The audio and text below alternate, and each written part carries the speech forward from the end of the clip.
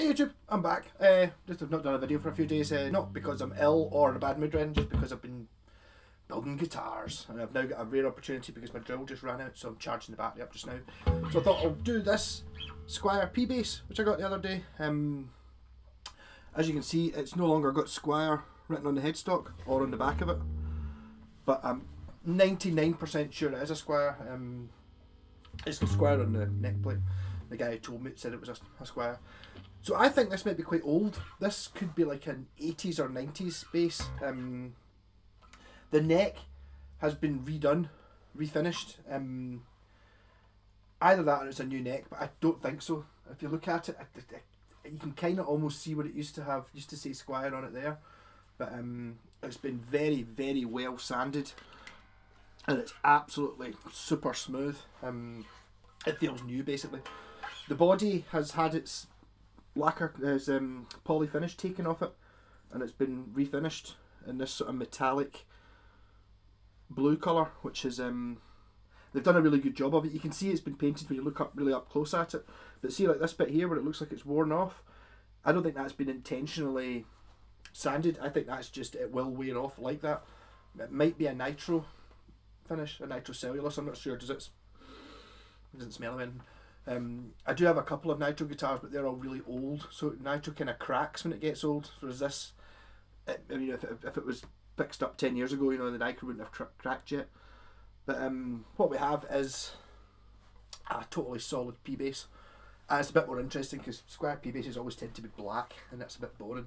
So this one's a quite cool blue colour. Tuners on it, they're either brand new or they're just in very, very good condition. These knobs I put on, I didn't have knobs on it when I got it. I just put new strings on it, so it's a little bit twangy. Most of the basses I've got, the strings on it are decades old, so this is an awful lot more twangy than what I'm used to. But as I always say when I do Telecasters and P basses, Leo just got it right first time. Although I think you could argue that the P bass is maybe not, it's not exactly the same as the 1952, 4, whenever it was the P bass came out. Originally it didn't have the split pole pickup or a scratch plate in this shape, but apart from that, it's pretty much still the same. The original ones had like a single coil pickup, but P bass is just the bass. If you're gonna, you know, that's, I mean, that's my favourite type of bass. The only reason I never keep these, every time I get a P bass in, I'm always difficult to sell it because I don't want to, because how can you go wrong with a P bass? I don't think I've ever had a bad one. I've had a few sort of really cheap ones, but I mean, even then, it's just, there's something about it just being totally workmanlike. It's just amazing, and the split coil pickup's the best bass pickup you can get. I've got a few basses, I've got more than one pickup and different things, but that, if you could just that one sound, and you can use your tone control if you want. But I really can't fault this. It's absolutely fantastic.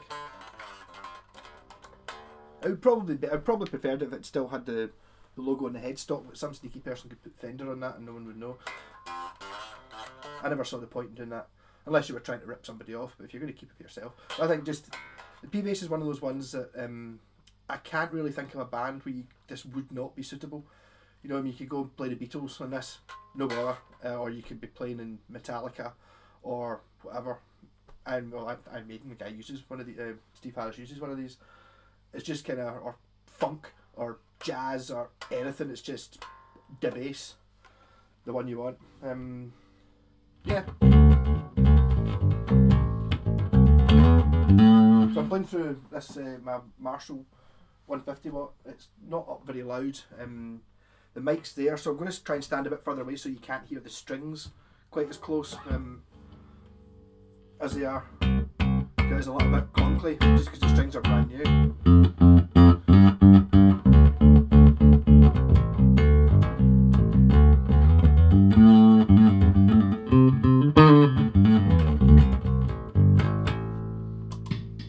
Stick some drums on and aim.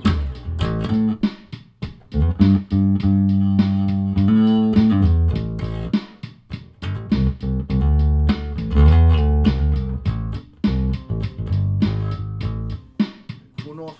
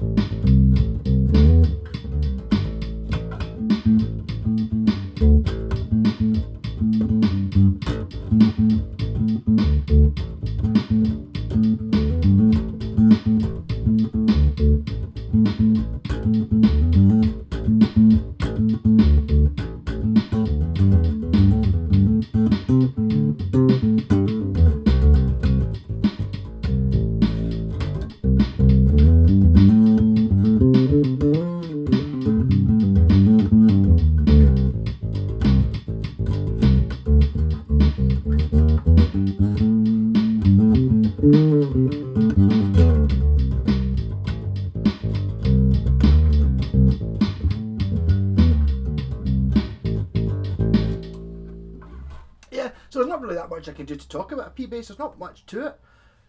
You know, pick up, volume control, volume and tone, and everything else is just solid and workmanlike. As I said before, I always have difficult getting rid of P-basses because I really like them.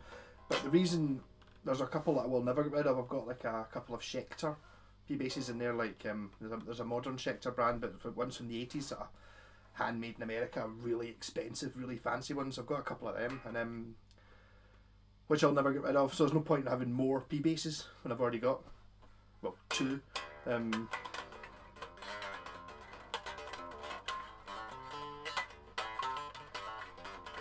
Yeah, so I'll just cut this video short. Actually, we're talking about the Schecters. They will be coming out soon because I've just bought this Strat here, which is the right colour. The same as my, I've got like a Schecter Telly and a Schecter P-bass that are that colour, and I've got a Strat that I made up from bits over 10 years of collecting parts, and it's got like a natural body. It's not an original Schecter body, and that I'm thinking I might transfer it onto that body, so I've got the sort of matching set of P-bass, Telly and Strat. A lot of guitars coming this week though. I've just had another Buckfaster caster ordered, so I'm going to do at least two Buckfaster casters because one of them's kind of already sold.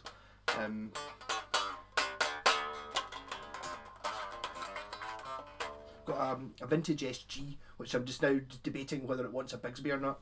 I'm not sure. Just because I wouldn't want a Bigsby on it.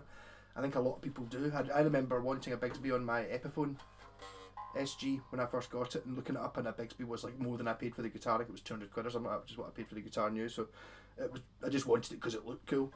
I always feel the Bigsby, I've had one before on a Telecaster, and it doesn't do what I wanted it to do. Like but then I always thought Bigsby's were terrible, and then I had a shot of my pal Jerry's. He had like a sort of Gretsch White Vulcan copy type, you know, like a big thick acoustic with pickups type thing on it, and it had Bigsby, and it was brilliant because what a Bigsby does is it kind of goes wah, wah, wah. It doesn't bend an awful lot. It's kind of more like a sort of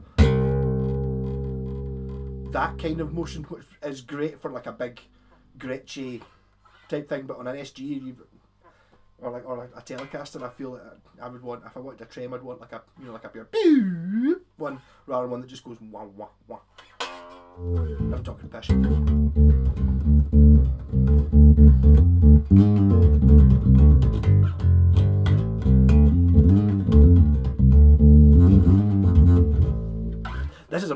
bass. The one I'm gigging with just now.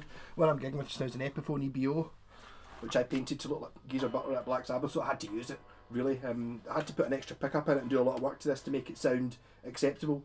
This one sounds better than it already, and it's easier to play, but it's not the one that Geezer Butler played on Never Say Die on Top of the Pops, which is what this looks like. So basically, if you're thinking about getting a bass, P-Bass is the best. I can't argue with that. If I didn't already have one, this would be getting kept.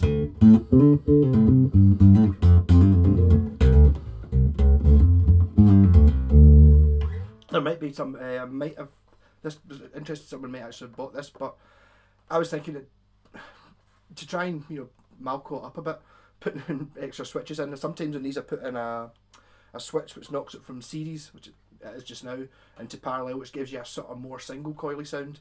But the other thing I was thinking of doing, which I have done before, which worked really well, was put another P-Bass pickup in, so you've got, like, you know, this, if you look at this as 2, you get 4, and then I would put a wee switch on there which would click that, which give you basically one big massive pickup. Kind of sounds a bit like an EBO or something like that, like a really fat. But in all honesty, it's not something I think you would use very often. If I did put it in, it would just be looking cool. I know, what does that do? You turn it on, it's like blah. But yeah, but this is the sound. How can you put anything else?